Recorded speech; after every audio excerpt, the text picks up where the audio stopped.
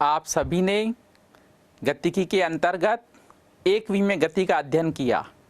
एकवी में गति के अंतर्गत हमने जो पारिभाषिक शब्द पढ़े, विस्थापन, वेग, त्वरण, वहाँ पर एक विमा में जब वस्तु गति करती है तो विस्थापन का मान या वेग का मान या त्वरण का मान या तो धनात्मक होता है या तो ऋणात्मक होता है, या तो ऊपर की ओर होता है या तो नीचे की ओर होता है, क्योंकि वहाँ पर हमारे को एक निर्देशांक की ज़रूरत पड़ती थी।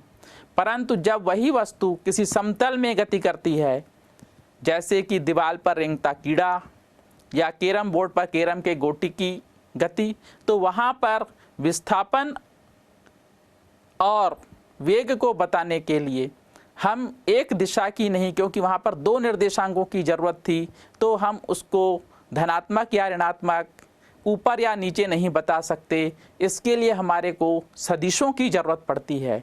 आइए अब हम देखते हैं इस अध्याय में किस प्रकार से सदिश और उस सदिश का विश्लेषण करके हम विस्थापन और वेग को व्यक्त करेंगे। सदिश विश्लेषण। भौतिक राशियों को मुख्य रूप से दो भागों में बांटा जाता है, अदिश राशि स्केलर क्वांटिटी और सदिश राशि वेक्टर क्वांटिटी। अदिश राशियाँ वे भौतिक राशियाँ हैं जिन्हें पूर्ण रूप से व्यक्त करने हेतु केवल उनके परिमाण का ज्ञान आवश्यक होता है, अदिश राशि कहलाती है। जैसे लंबाई, द्रव्यमान, समय, ताप, कार्य। इसमें केवल परिमाण बताते हैं, उसकी दिशा नहीं बताते। जैसे हम लंबाई 5 मीटर कहे, उसके साथ दिशा बताना जरूरी नहीं है।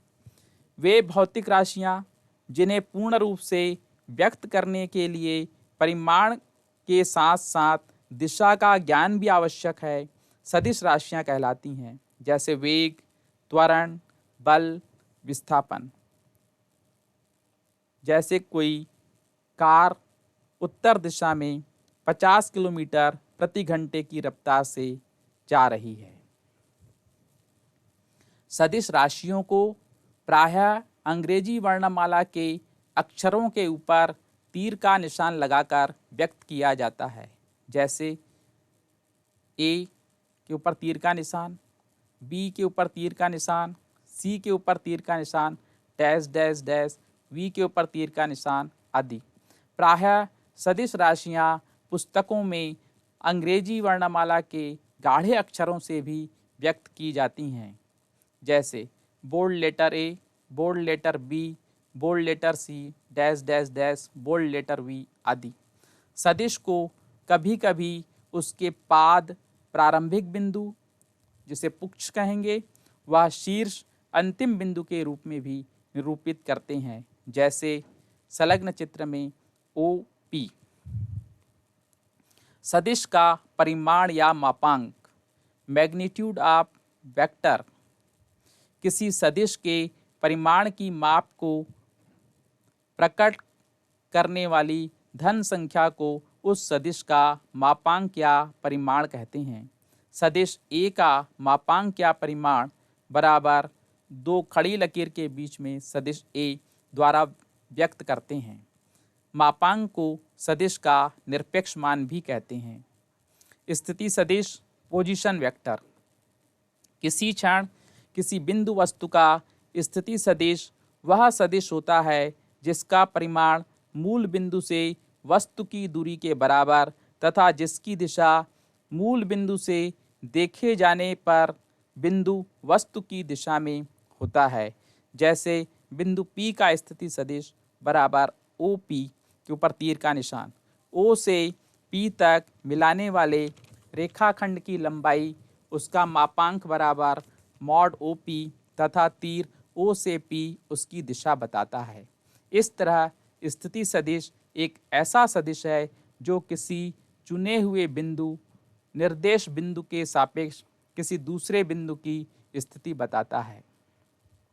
एकांक सदिश या इकाई सदिश, यूनिट वेक्टर, वह सदिश जिसका मापांक या परिमाण एक होता है, इकाई सदिश या एकांक सदिश कहलाता है।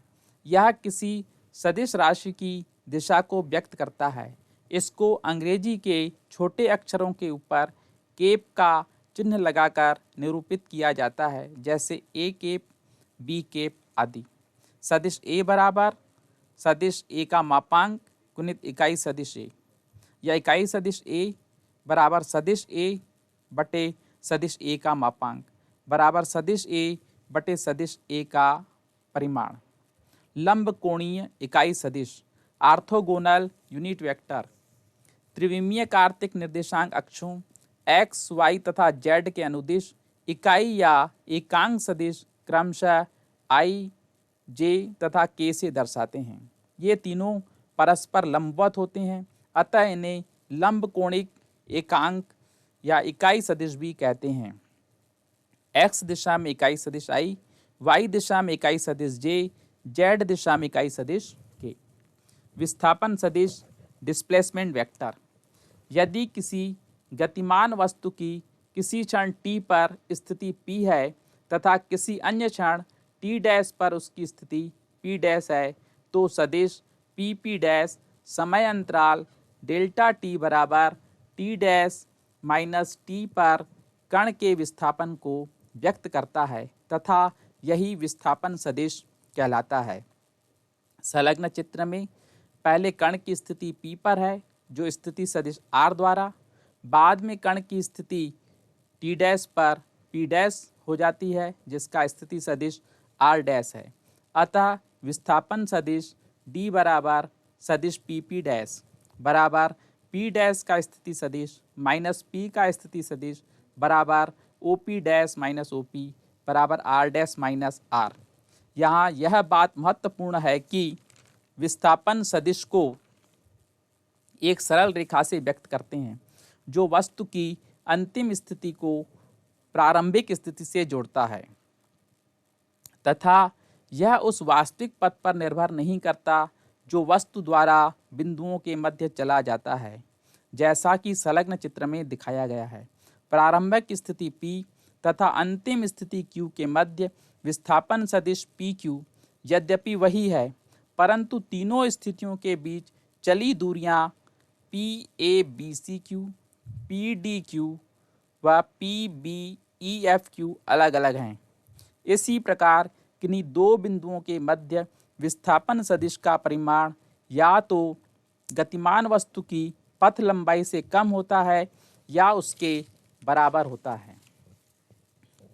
समान सदिश इक्वल वेक्टर वे सदिश जिनका परिमाण तथा दिशाएं समान होती हैं समान सदिश कहलाते हैं।